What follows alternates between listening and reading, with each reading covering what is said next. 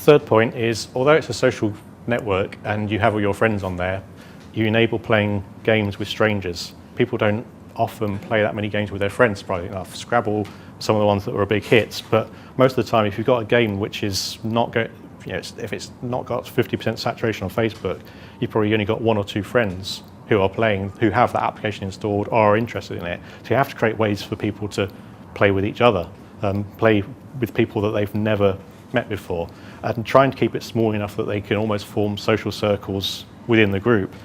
And I think the aim is to try and, you want to become a niche social network. You want to create a social network around your game.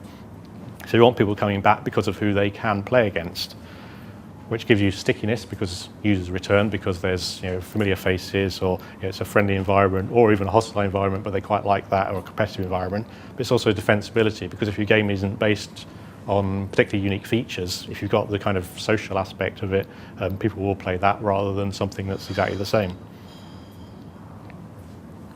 So I've put this together with the league structures. It's quite a small league structure. I have leagues that last a week. When you start, you get put in a league pretty much randomly. If your friends are already in the game and they're at the bottom league, it will try and put you in a league with your friends, but it's kind of not guaranteed, depending on how full the leagues are. But it does mean you play every team twice within a week. Once you moved up a couple, you'll probably be in the same league for about 3 or 4 weeks, which means you get to see some of the other teams in there. You know who the kind of the contenders are. You get people buying and selling players off each other, or sitting around waiting for their energy to get low to play them. So it's a kind of it makes the system slightly smaller, even though there's 3,000 people playing it a day. Most of the time you're only playing against a pool of 50 or so. And then the discussion boards kind of adds the social element, so at least people can have a go at each other for ridiculous victories. Number 4, which applies very much to Facebook, is the viral mechanisms. You can't rely on them just working for them by themselves. Users do need some prompting to share it. Notifications are okay, so now they're publishing war stories, sending invites, whatever. You might think, oh, they'll just love it and they'll send it out because they want all their friends to play it. If you give them a small, it's not really incentives because Facebook doesn't like you to do incentives, but some, it's kind of tip over the edge that gives them a reason to share it, kind of push something in their face right now, then they're much more likely to do it. It makes a huge difference, basically. So you try and incorporate some of the viral natures through interaction in the gameplay. So you want to try and get people almost interacting with their friends who aren't in the game yet. Slightly strange, or give them reasons to invite them, or reasons to send them gifts that will give them some kind of benefit.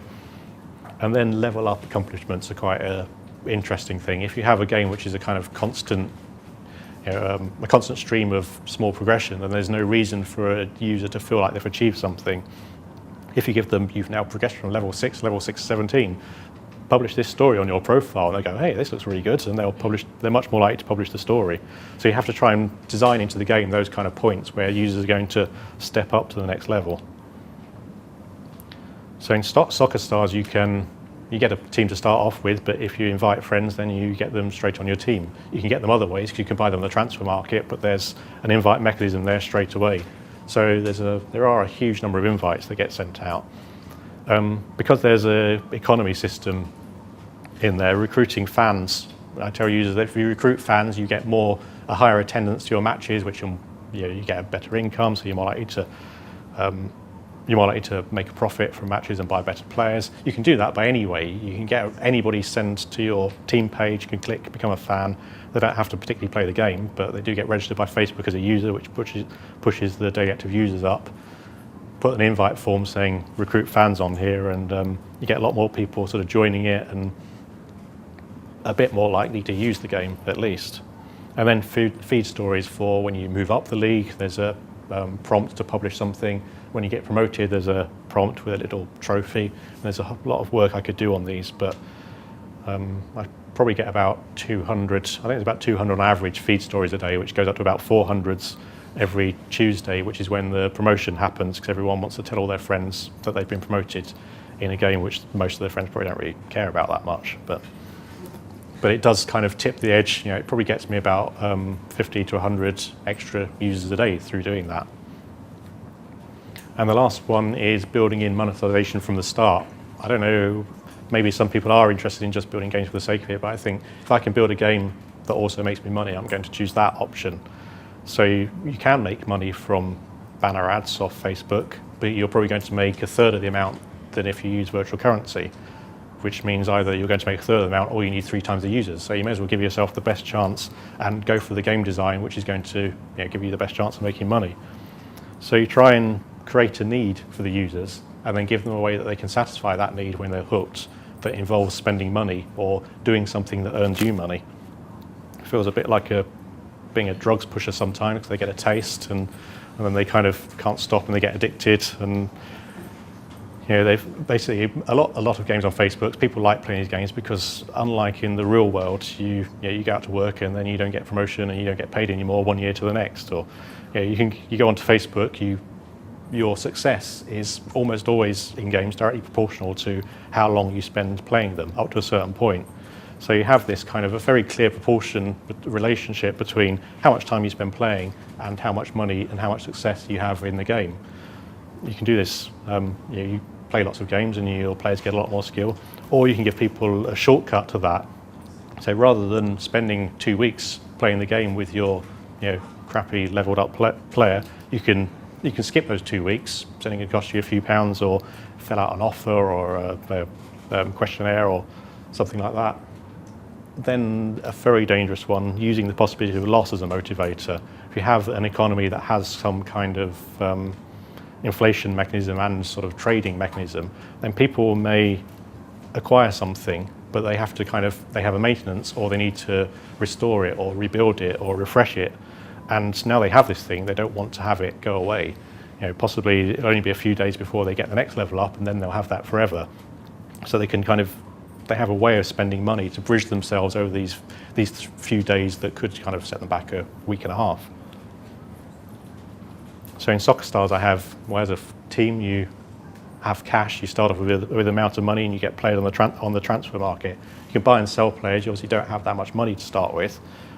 As you progress through the game, more people come to see your team play. You earn more money, but you need to upgrade your stadium, which costs money. You can do all this just through playing the game, or you can go to Super Rewards offer page and you can pay $3 or $4, or you can sign up to Love Film or Gala Bingo, or fill out some questionnaires and get a head start to buy someone that's going to make a difference to your team and get you promoted sort of very quickly. And then the kind of fear of loss, because there's this transfer market, other players can bid on the players that are in your team. If you want to keep them, I have player wages. You basically have to increase the players' wages. At some point, your team might get more expensive, and a lot of people end up wanting their kind of girlfriend, wife, best mate, whatever in their team, and they're going to try and hold on to them almost at any cost. Whether it's got any relevance to the game or not, they just like or themselves, because you get put in as a player yourself. People like to try and make themselves, the best striker in the game, kind of thing. So they want to try and hang on to themselves. So the best way to kind of get someone to push their wage bill up is to bid on that player in their own team, and they'll almost always kind of reject it. The wage bill gets put up, their team becomes more expensive to fund, and they either need to sort of pump money in or they need to play sort of more often. So the virtual currency is kind of the big monetization way at the moment on Facebook. So that's it. The five things which anything that I do going forward I'm going to put in. Make sure it's easy to find so that users can understand the game even before they've seen it. Recognise why people play games and why they might hang around for the long term that aren't always the same motivations for your own. Enable the game so that you can play with strangers, not just play within a closed friends group, because that's likely to fail because the friend adoption is probably going to be quite low. Make sure there are reasons for people to share it, so that the viral mechanism in Facebook, you probably won't get pure viral spread nowadays, but if you can get if you can get 100 users a day, you only have to buy another 100 and you've got 200. You've cut your advertising costs in half, and then build with some kind of monetization mechanism in mind from the start, because it's difficult to bolt on later because users won't like it, and also you learn a lot through that process. Any questions?